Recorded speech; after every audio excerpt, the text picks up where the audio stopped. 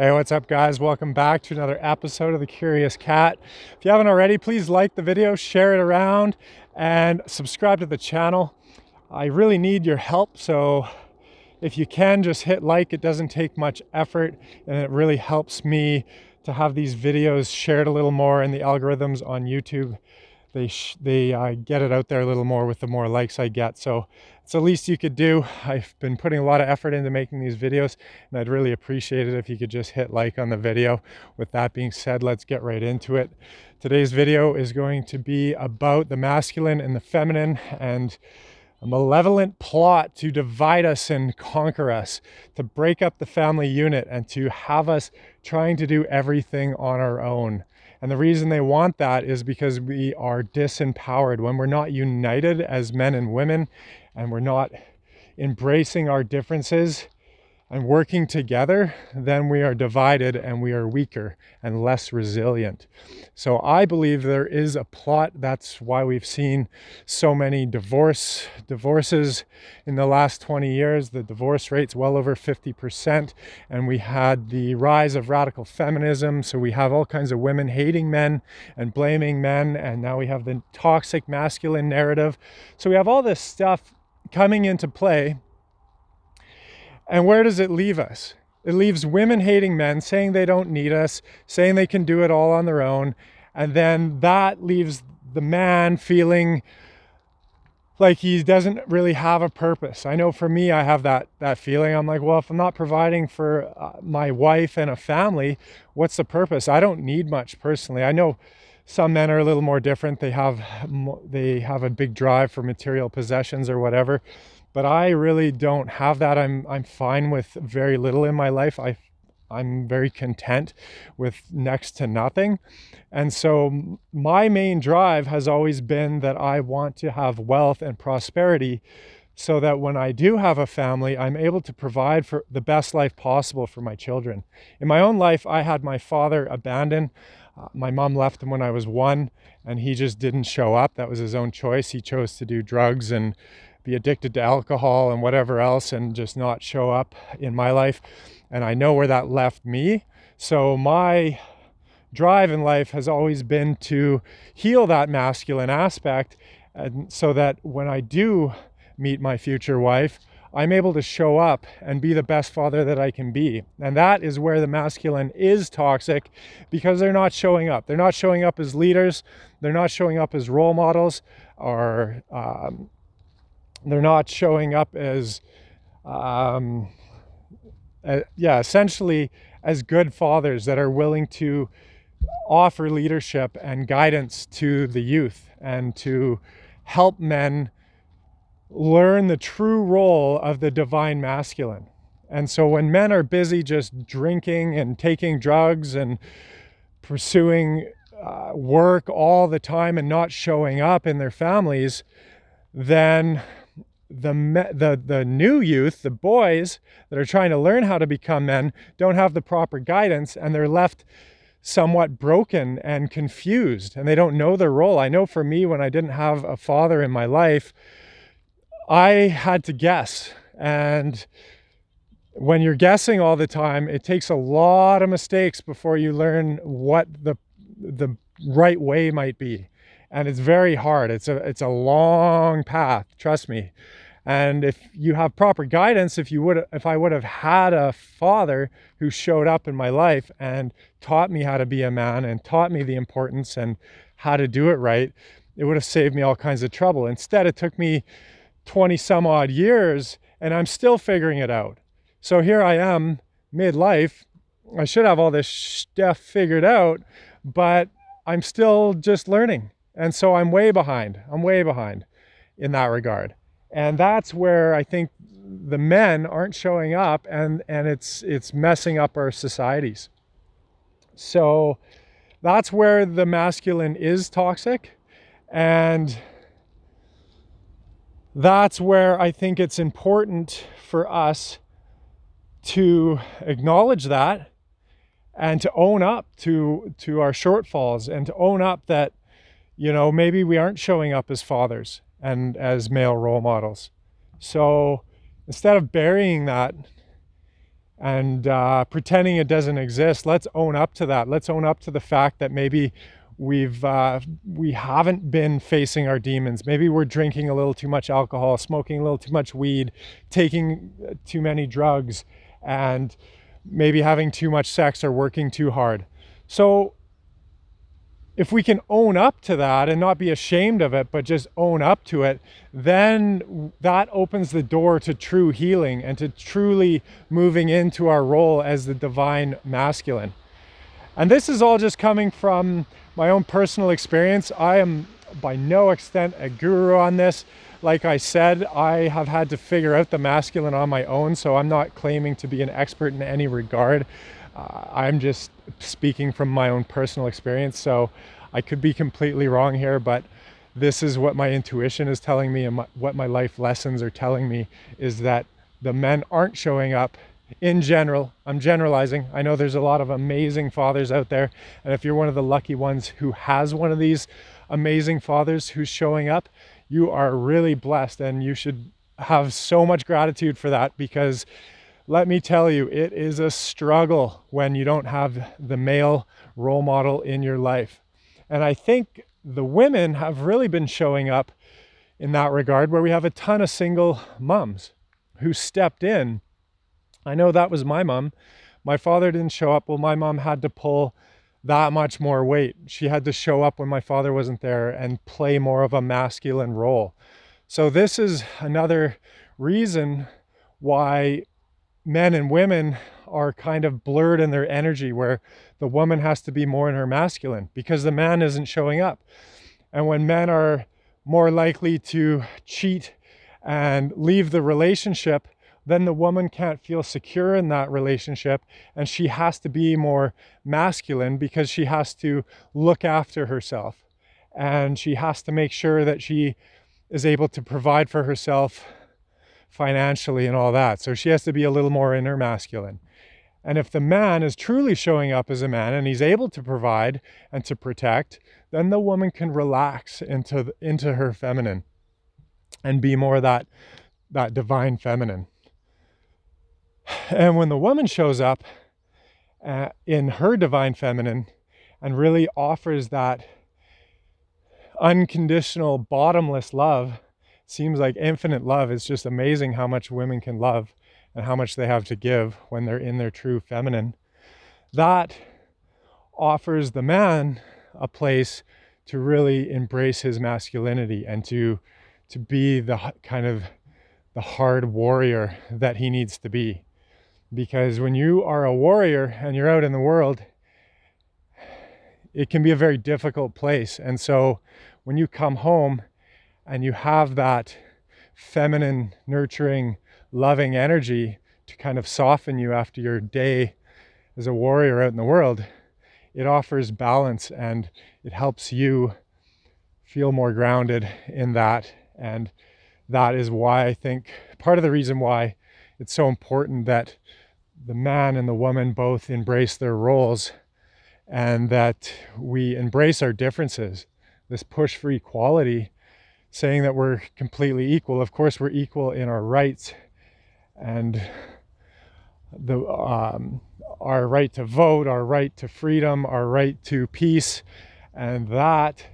But to say that we're equal in our physical abilities or the way we're built or our roles is not right. We are very unique individuals, and we should embrace that uniqueness. And by embracing it and accepting it, then we're able to come together as the masculine and the feminine, and we're able to have more of a skill set, more of a diverse skill set between the two of us. So this is how we become more resilient, and we need to strengthen our families, and we need to stay together. We need to push through the hardship, because that's where we're in our strength.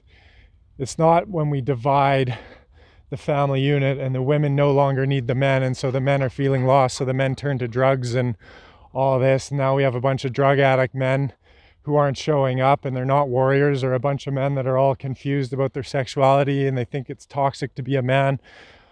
How are you supposed to be a protector if it's toxic to be in your masculine. So of course there are toxic aspects, like I discussed. There are also toxic aspects of the feminine. I think right now part of that is this use of sexuality to control the men. They're over-sexualizing everything, and they're using it as a form of power to have over men. That's a very toxic aspect of the feminine. If you ask me, I know some would argue that and say it's women coming into their power, but I don't agree with that at all. It's a way to have power over the man. So how is that different than the toxic aspect of the men having power over the woman by being more physically dominant and physically overpowering? So if we're trying to overpower one another, then that's toxic. And we need to move past that. And the way to do that is to forgive one another for our shortfalls. It's not to be constantly man blaming and saying men are everything that's wrong with the world. How is a man supposed to feel good about himself if it's toxic to be a man? And so I think we need to be careful with the way we talk about this and really focus on the fact that it's aspects of the masculine. It's not toxic masculinity. And because that language leads us to believe that just being a man inherently is toxic, which is wrong. Being a man is very important. We need our men. We need strong men. We need them being empowered. We need warriors and hunters and protectors. And so it's aspects of the masculine that are toxic and aspects of the feminine that are toxic. And not to just hold all this judgment and hatred towards the other sex because of these toxic aspects, but rather to learn to forgive and to move past it. We can't have true healing without forgiveness and self-love and compassion and realizing that we all have our traumas and we all have our shortfalls and stuff we're dealing with. And that leads us to having these shortfalls. That leads us to having toxic aspects. But without forgiveness and compassion, then we can't truly heal that, and we can't come together in a long-lasting union of the masculine and the feminine. So we are truly empowered. We are the closest to God we can be when the masculine and the feminine unite. And that's why these people want to divide us. They don't want us realizing that. They don't want us in our power.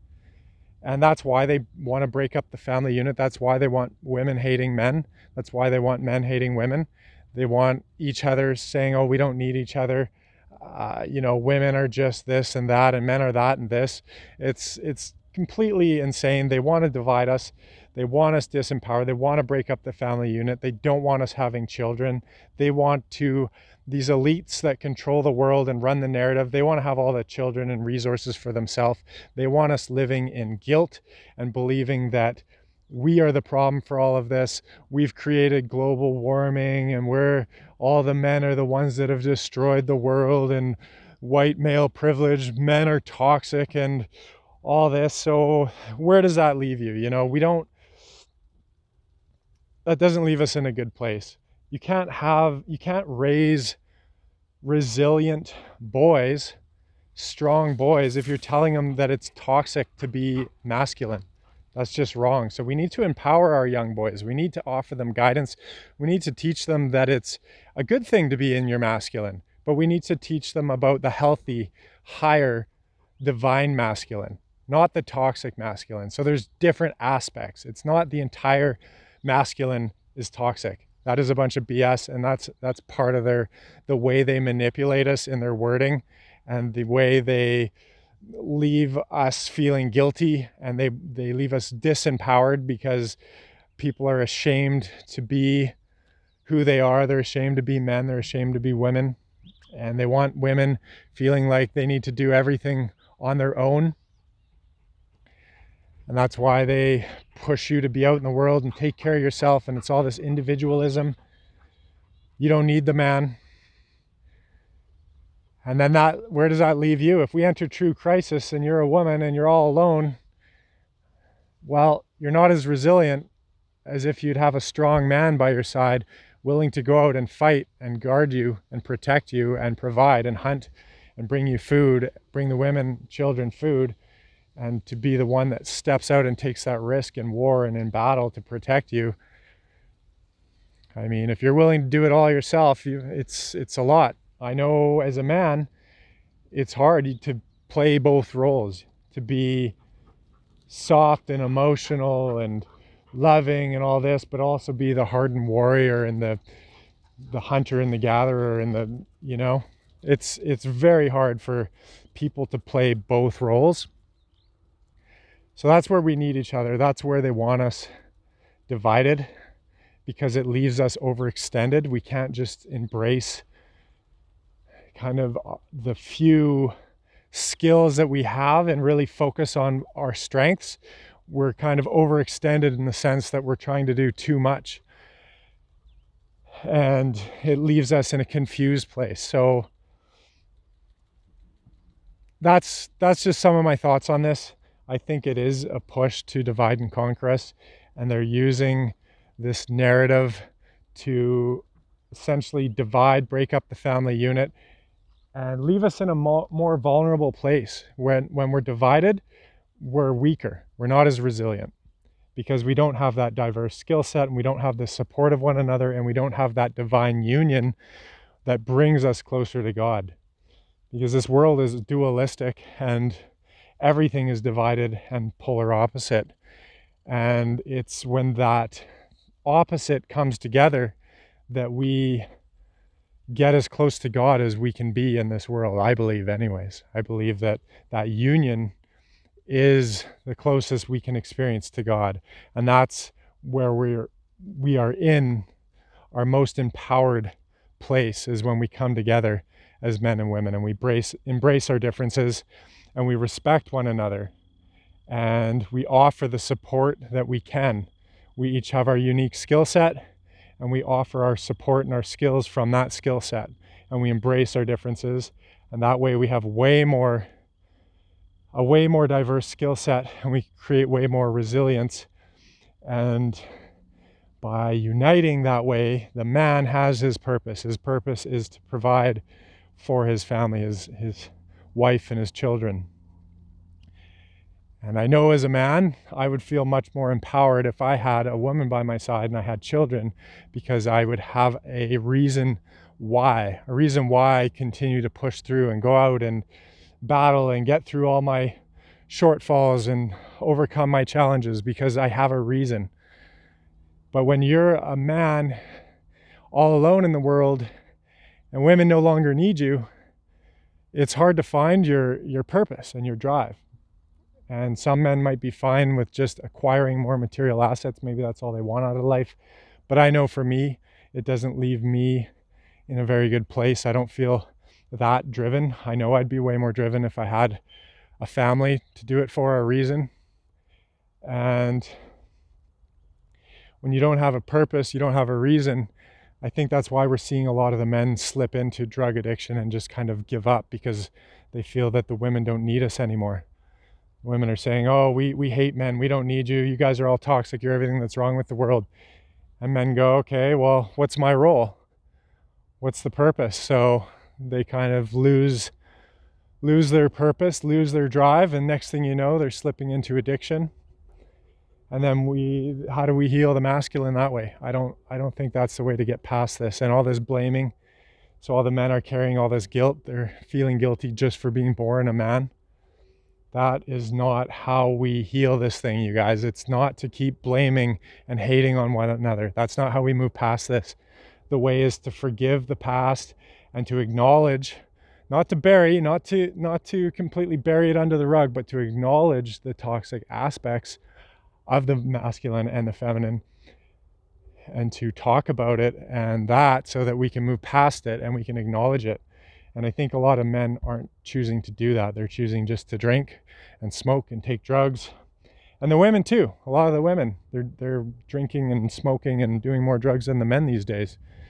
And so people are just checking out instead of owning up to their own shortfalls, owning up to maybe the more toxic aspects of themselves. And so I think it's by confronting that and owning up to it and looking at it radically that we can actually truly heal it. So those are just some of my thoughts on it. I think that in order to be truly empowered and have the most resilience, we need to unite and embrace our differences, come together, and to hold on to our families, because that's all we have. And we need, in order to raise healthy children, we need to offer a good example. And when we have these broken family units where the mom and the dad are separate and they're both working full time and none of them are even able to have the time to be in the kid's life, well, how does that kid have a proper upbringing? How does that kid have proper role models? They don't. So they're left out in the world all by themselves, where they're flooding our streets with drugs and pornography and temptation and video games and all this. Well, then they don't really learn the life skills they need. And then the next generation's broken and it perpetuates. So the way to move past this is to forgive one another for our shortfalls, for our shortcomings, for all the wrongs we've done in the past, to own it. Women have to own it too, not just the men. Women I find a lot of the women are just man-hating and man-blaming. But there are toxic aspects of the feminine as well, like I discussed, through the over-sexualization of everything and trying to have power over men through sexual energies. That's a very manipulative thing, and that's very toxic. So I think the women also have to own up to the toxic aspects of the feminine in order for us to move past this as people and to unite and create prosperity and abundance and resilience in our families, in our communities. So I don't think we can hate on one another for these toxic aspects.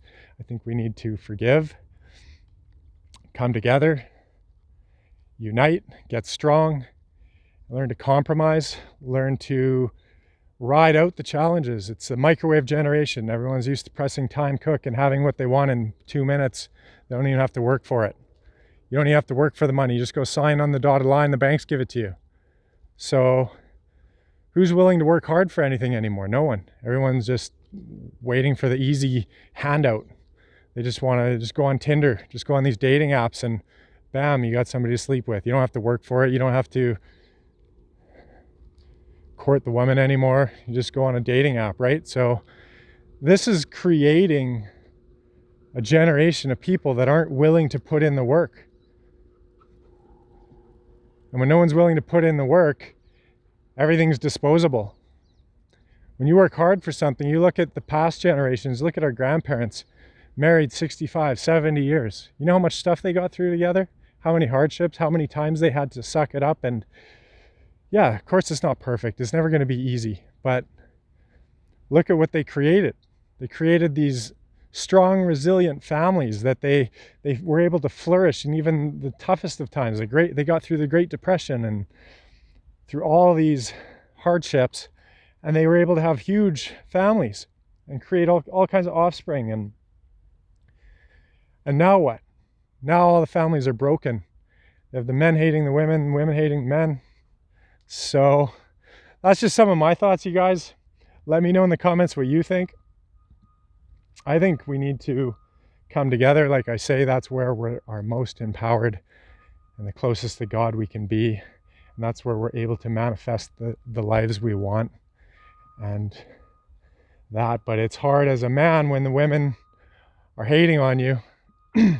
How can you feel empowered as a man when women keep saying these things against the masculine and hating on the masculine? So I think it's important that we embrace our differences and we allow the masculine to be empowered. We allow the feminine to be empowered.